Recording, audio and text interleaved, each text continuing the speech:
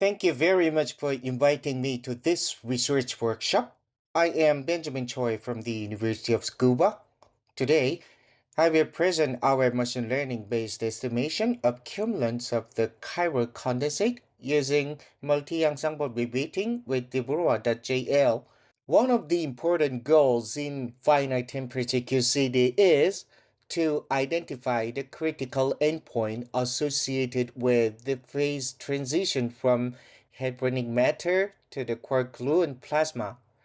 A commonly used approach is the kurtosis intersection method. For this, we need very precise estimates of cumulant of the chiral condensates. However, as you know, these measurements are computationally very expensive. So, our main motivation is to reduce this cost by incorporating machine learning. These cumulants are constructed from traces of inverse powers of the Dirac operator. But, as you know, such trace estimations are typically very expensive in lattice QCD. The main bottleneck is the repeated inversion of a large sparse Dirac matrix with stochastic sources. Our idea is to reduce this cost by using machine learning to estimate these traces instead of computing all of them directly with CG. Concretely, we split the dataset into labeled and unlabeled sets. The labeled set is used for model training, while predictions are made on the configurations in the unlabeled set. Machine learning predictions typically exhibit some level of prediction bias.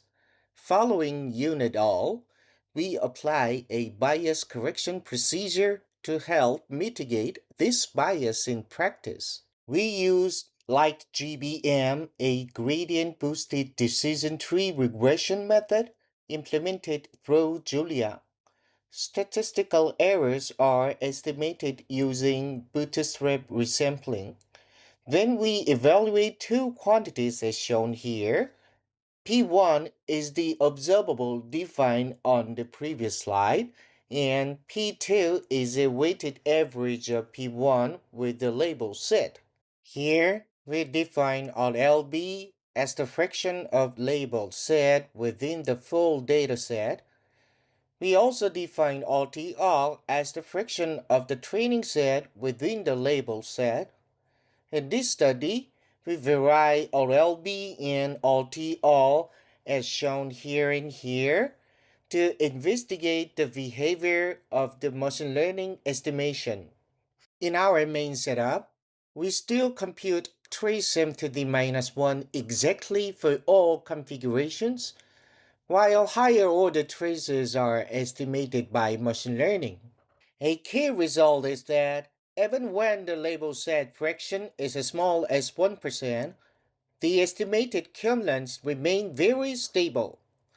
Quantitatively, this corresponds to a reduction of the computing cost to about 25.75% compared to a fully direct CG calculation. This works because 3m to the minus 1 dominates the cumulant formulas, and machine learning successfully estimates the subleading higher order traces. We also tested a setup where all traces, including 3m to the minus 1, are trained using gauge observables such as the placket and rectangle. In this second approach, where all traces are trained using gauge observables, we found that when bias correction is not applied, a clear tension emerges between cumulants obtained from machine learning based traces and those from the original data. This indicates that bias correction is not optional but essential, particularly for derived observables such as cumulants. Based on these results, we are currently preparing a paper submission. In parallel, the code developed for this analysis is being organized for a public release. This is it. Thank you very much for your attention.